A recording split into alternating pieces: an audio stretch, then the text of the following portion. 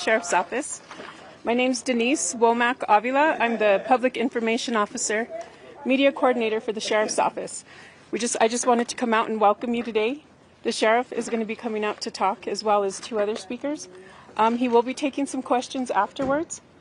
So if you could think of one question from each agency that you'll have to ask, because he won't be able to touch on everyone. Yes. Thank you. Good afternoon. My name is Regina Ruiz, and I'm the Communications Director for the City of Santa Fe. And for those of you who are not from in town, I wanted to make sure I gave you the spellings and the titles for who you're going to be hearing from. We have three presenters today. It will be Sheriff Adan Mendoza, ADAN Mendoza, and he is the Sheriff of Santa Fe County. We will also have our Santa Fe City Fire Chief, Brian Moya, BRIAN MOYA.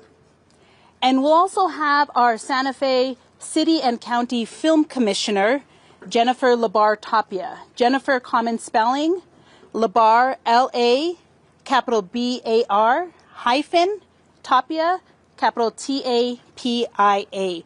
Jennifer will be speaking to the impact in the Santa Fe community, the film community, and our condolences to the family of Gene Hackman and Betsy. Fire Chief will be speaking to being the first responding agency and any determinations regarding testing the air at the home. And Sheriff Mendoza will be speaking to the investigation as the lead agency. So they will be out shortly, but again, we do ask that since there are a lot of media agencies, if you can start off with one question per agency, and then we can keep round robbing. Thank you. Thank you, guys.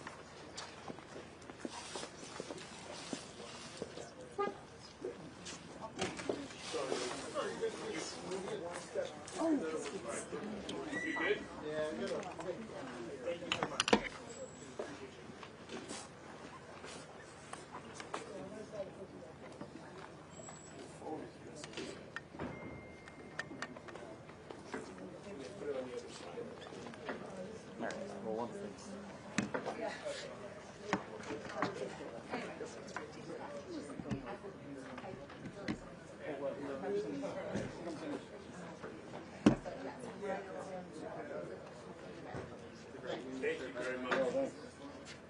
Appreciate it. Is that better? Yeah, thank you.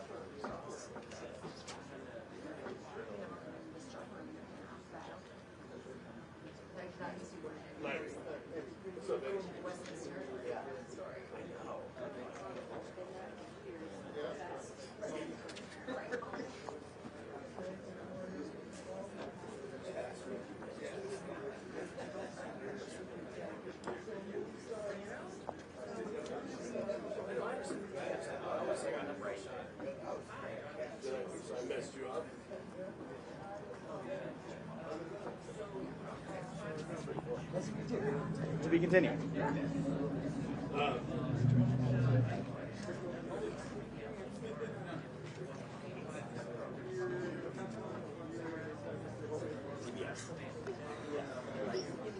Oh, cool.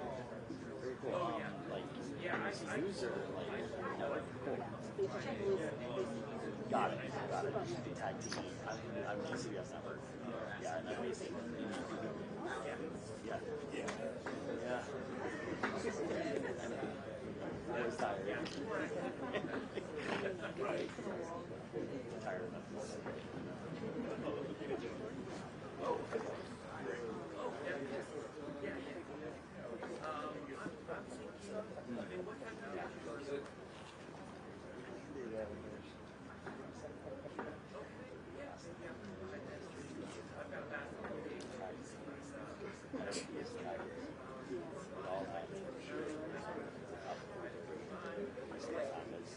You know much better than I do. Doing that mental map, it really shocks me into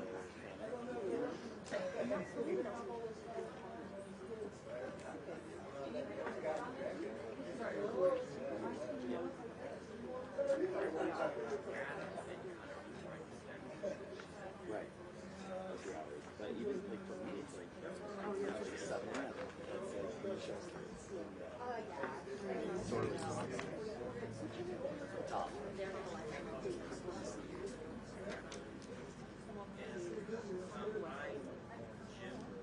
Landmark West. Yes. Sure. Yeah, this is definitely not.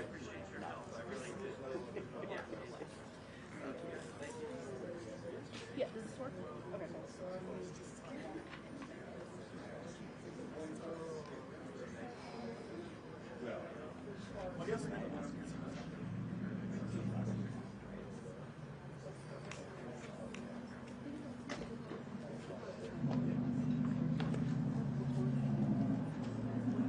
Right. I'm a bad I don't think this is all of my emotions on my face.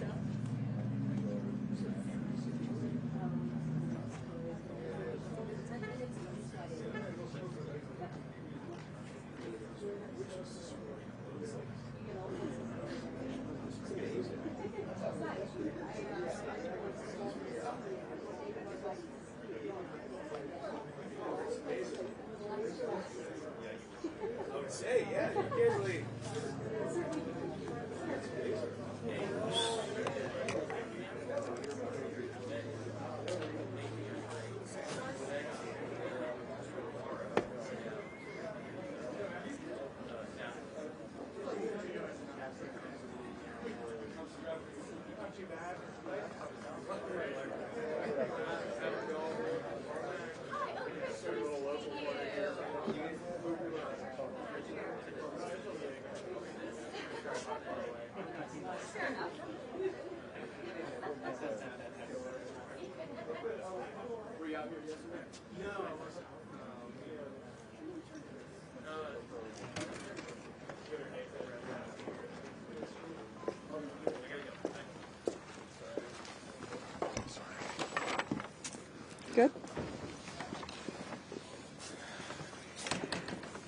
Good afternoon, and thank you all for being here today. I'm Jennifer Labar-Tapia. I'm Santa Fe Film Commissioner. Today, Santa Fe and the film industry mourn the loss of two extraordinary individuals, Gene Hackman and Betsy Arakawa. Gene was not only a legendary actor whose talent shaped generations of storytelling, but he and Betsy were also longtime residents of our community, deeply woven into the fabric of Santa Fe. His talent is for generations to come with all of his storytelling. Gene's legacy in film is unparalleled, spanning decades of unforgettable performances, including some that are filmed right here in Santa Fe. His work inspired countless artists, actors, and filmmakers, and his impact will continue to be felt for generations to come. But beyond Hollywood, Gene and Betsy were our neighbors who embraced the Santa Fe lifestyle and embraced Santa Fe as their home. Their kindness, generosity, and love for this city made them more than just icons, but they were a part of our family. Our thoughts are with their loved ones and all who knew them and admired them. We join the film industry, their family, their friends, and all the people of Santa Fe in honoring their memory. Thank you. And now Santa Fe County Sheriff Adán Mendoza will speak, along with Fire Chief Brian Moya from the Santa Fe County City Fire Department. Good afternoon, everybody. I'm Sheriff Adán Mendoza, Sheriff for Santa Fe, New Mexico, Santa Fe County. On Wednesday, February 26, 2025, at approximately 1:45 p.m., Santa Fe County Sheriff's deputies were dispatched to 1425 Old Sunset Trail, where Gene Hackman, 95, and his wife Betsy Arakawa, 65, and a dog were found deceased. An individual arrived to perform maintenance on the residence, became concerned after receiving no answer, and contacted neighborhood security to conduct a welfare check. Security then checked on the residence and observed Mr. Hackman and Miss Arakawa on the ground unresponsive through a window and called 911. Deputies arrived and gained access to the residence, where they observed Mrs. Arakawa deceased. They continued the search of their home and located Mr. Hackman in a separate area of the residence, also deceased. A German Shepherd was also found deceased, and two other dogs who appeared healthy were located on the property. Deputies then secured the scene and notified the Criminal Investigations Division. Due to the unusual circumstances of two decedents in the residence, there was a concern for scene safety. Santa Fe City fire personnel and the New Mexico Gas Company were requested to the scene to test for carbon monoxide or other foreign elements. The scene was deemed safe, and approximately 9:30 p.m., a search warrant was issued and executed on the residence. Now, collected from the residence, from this search warrant, there were two green in color cell phones, 2 bottles of medication, 1 bottle of over-the-counter Tylenol, My Request medical records, and a 2025 monthly planner calendar. Those items were secured from the residence for evidentiary purposes.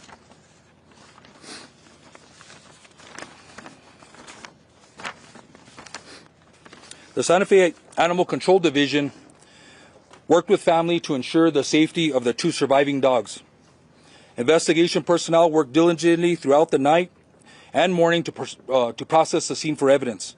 It should be noted there were no apparent signs of foul play. In the early hours of Thursday, February 27, 2025, Mr. Hackman and Ms. Arakawa were transported to the office of the medical investigator. An autopsy was performed. Initial findings noted no external trauma to either individual. The manner and cause of death has not been determined. The official results of the autopsy and toxicology reports are pending. Just today, I spoke to Dr. Jarrell, the pathologist from the New Mexico Office of the Medical Investigator. This was at 2:00 p.m. today.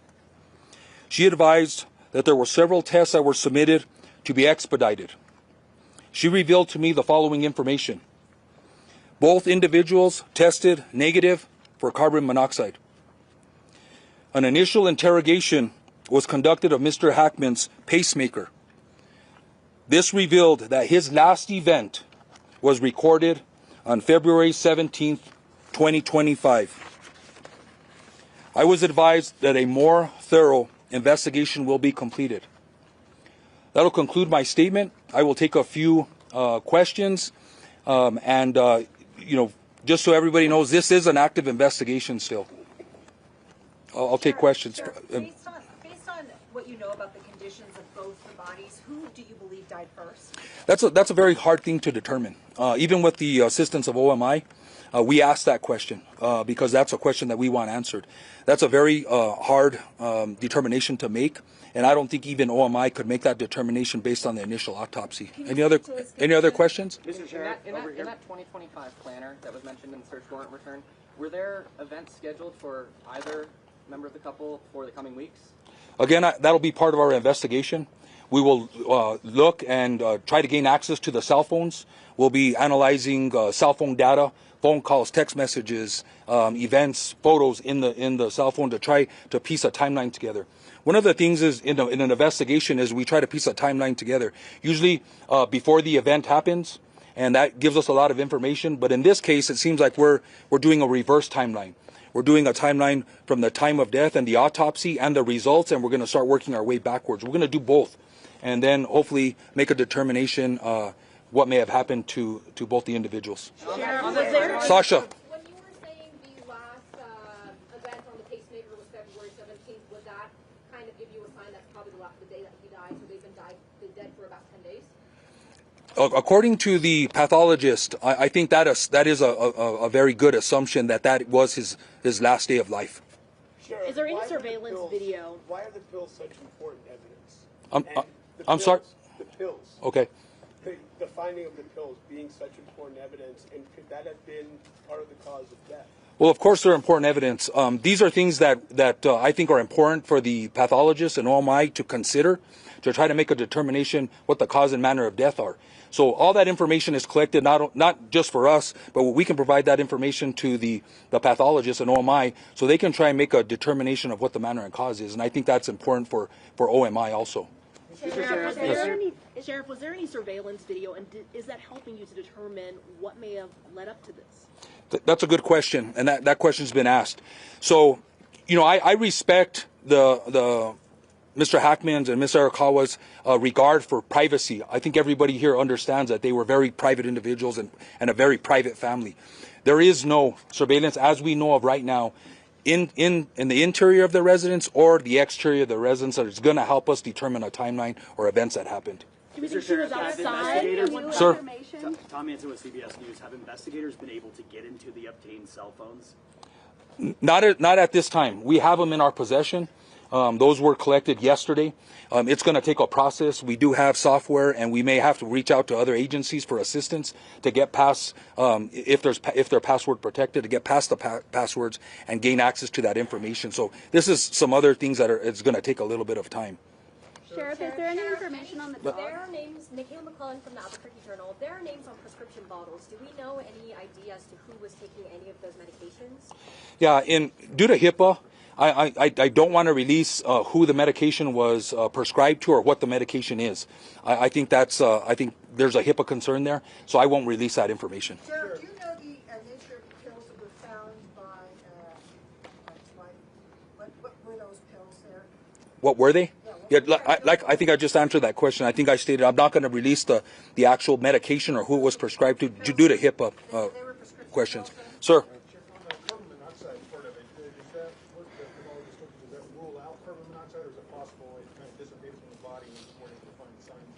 I think that's a question for the pathologist. It's with that information, I'm assuming that at the time of death that they were negative for carbon monoxide, which means to me that that is possibly ruled out. That's another conversation I think that we will have with the pathologist and OMI to make sure that that's still not indication, but it sounds like that's ruled out. Were there any signs that Betsy was under any form of distress? I don't have that information. Again, I didn't personally see the individuals, so There's no indication that there was any stress. There was no indication of any of that I can tell or that I can share, unfortunately. Hold on. Anybody else? I know you've asked a question. Sheriff, was there any significance to the space heater being located near her head, that detail, and any more information about how the dogs died? No, I don't think the space, now that we've ruled out carbon monoxide, unless there's something else that comes back in the toxicology report, that we have to look, we're going to look at everything, right? We have photographs, we've documented everything that was close to the body in the room, then we'll look at that a little closer. But right now, there's no indication that has anything to do with it. Were you able to determine whether they fell or not? Like, was there any trauma evidence on the bodies to suggest a fall? No, I don't think there was any indication that again, there was no trauma indicated on the body. I'm assuming if they would have fell or injured themselves or a head injury or brain injury, that would have been discovered by the pathologist. So I'm going to say that they weren't. Just to follow up, you saw the sunglasses and cane on the floor, according to the reports. That would seem to go against that. That's up to the detective and OMI to work out. Sure. I'm gonna take 2 more questions, and then that's gonna be it, sir. Can you say what the space heater was powered by? Was it a gas powered or electric powered space heater? I don't know that information right off the top. Sir. How long do you think we'll have more concrete answers of what happened?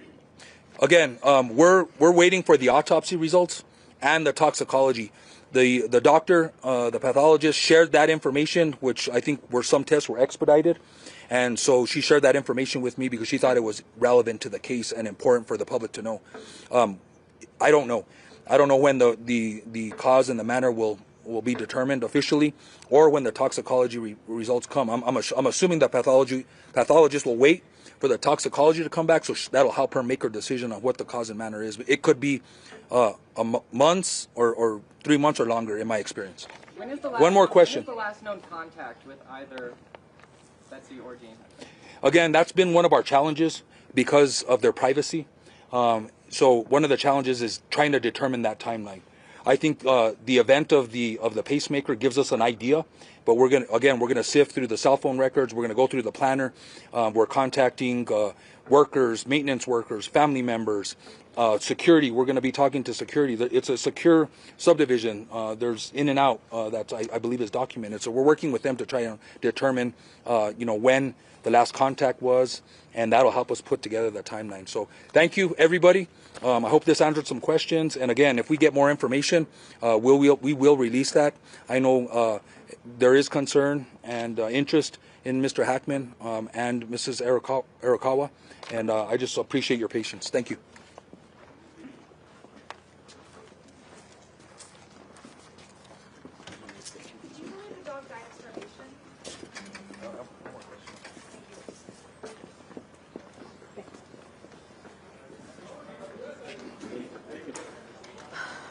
They skipped over the fire chief.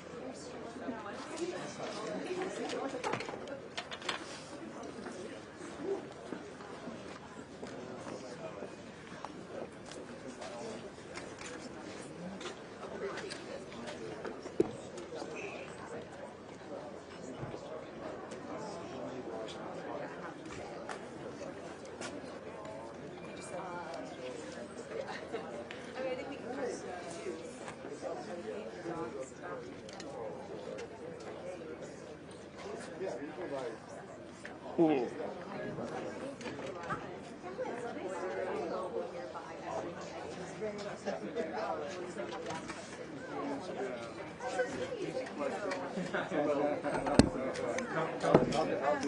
Yeah.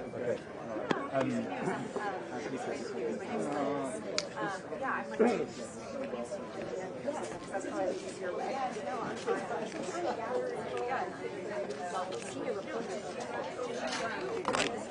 Yes, which one? That's right. That's it. Oh, are you with camera? Yeah. Yes. And the law.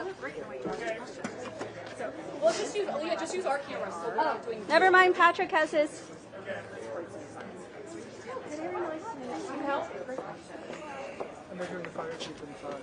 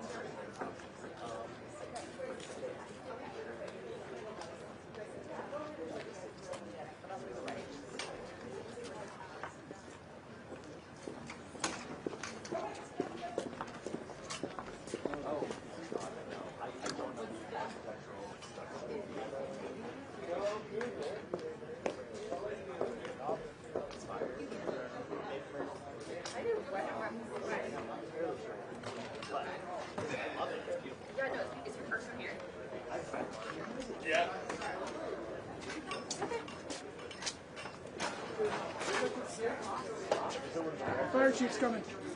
Fire chief's coming. Fire chief?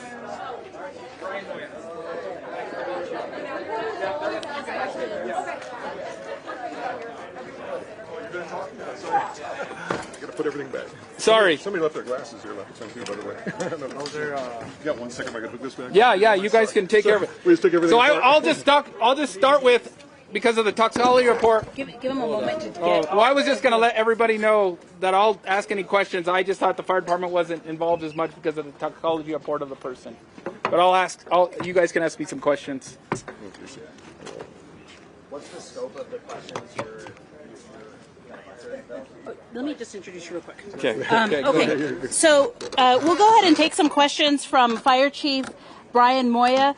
The fire department was the first responding agency. When they entered and saw one of the deceased, they called the sheriff's department and waited for the sheriff's department to respond. So the scope of what Fire Chief can speak to is specifically that initial response, not the investigation, but the testing when we were talking about the carbon monoxide. So Chief will be able to answer those questions as far as what is his department tested, how often, and when.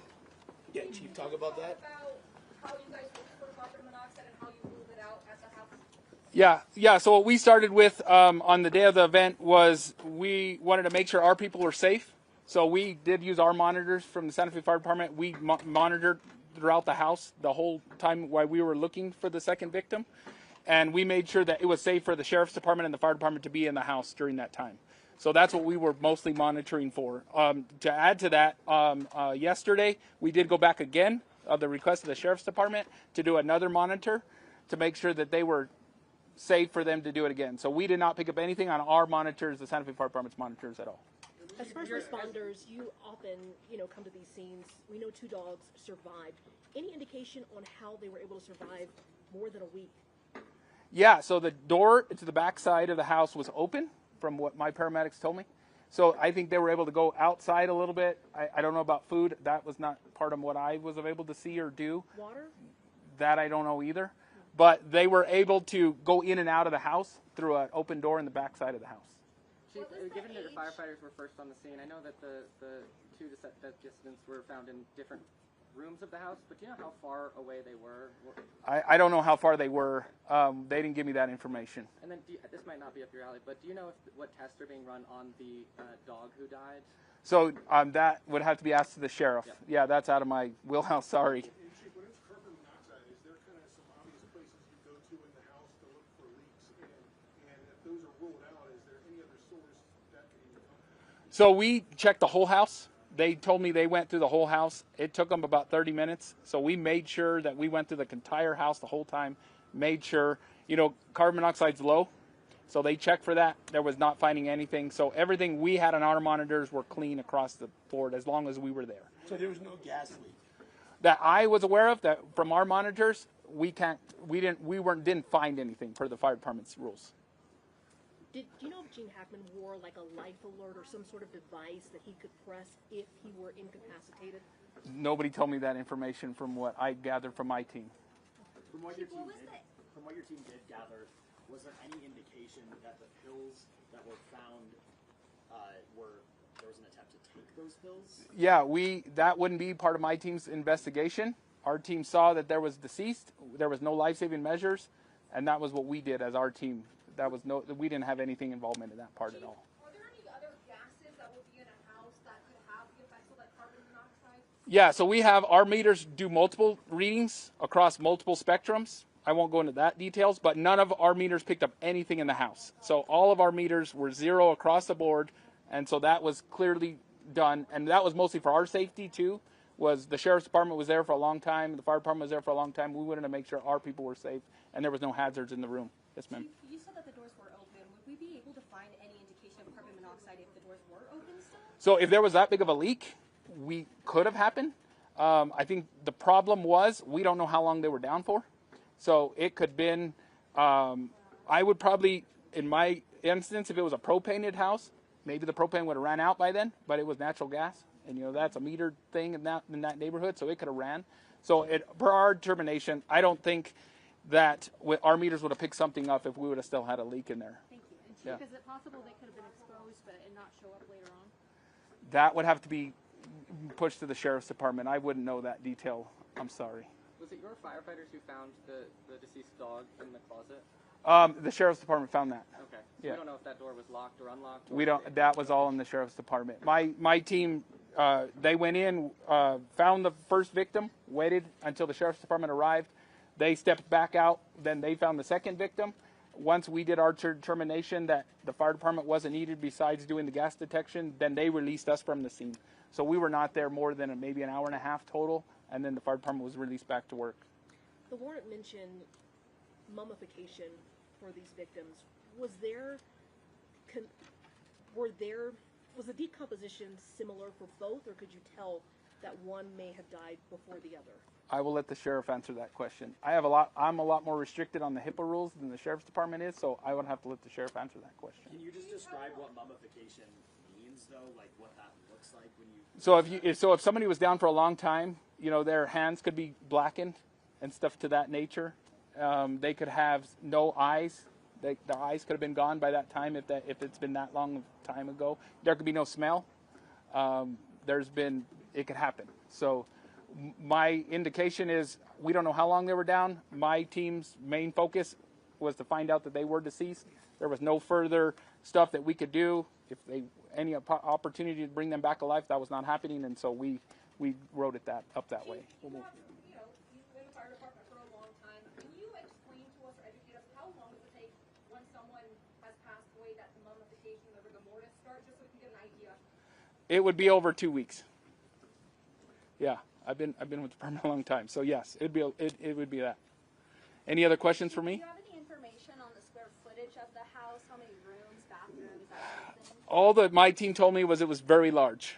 It was not an easy house to get through, and it took a long time to find all the rooms. So it was not something a normal house most of us live in that can be done in 5 or 10 minutes. The 911 call, the caller from the 911 call said that he couldn't get inside the house, but he said that the door was open by the time your team got there. Was it a different part of the house? So I don't know if my team, the door was unlocked, so the door was closed. So my team opened the door, saw the victim, stepped back out and waited till sheriffs arrived. So he might not have tried the door like we did. So that's what we did first. Our team was safe enough that they thought it was safe enough to enter the home because they could see through the window.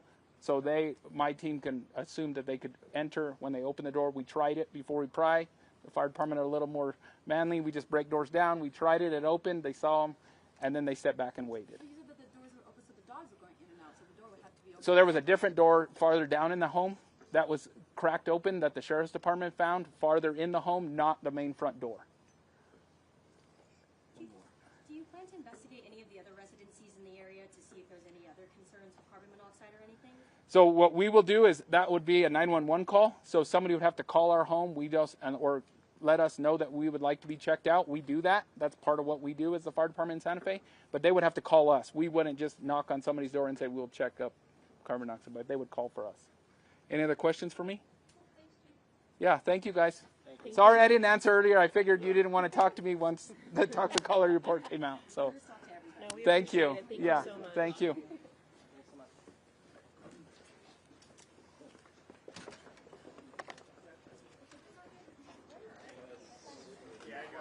question. Thank you. I think you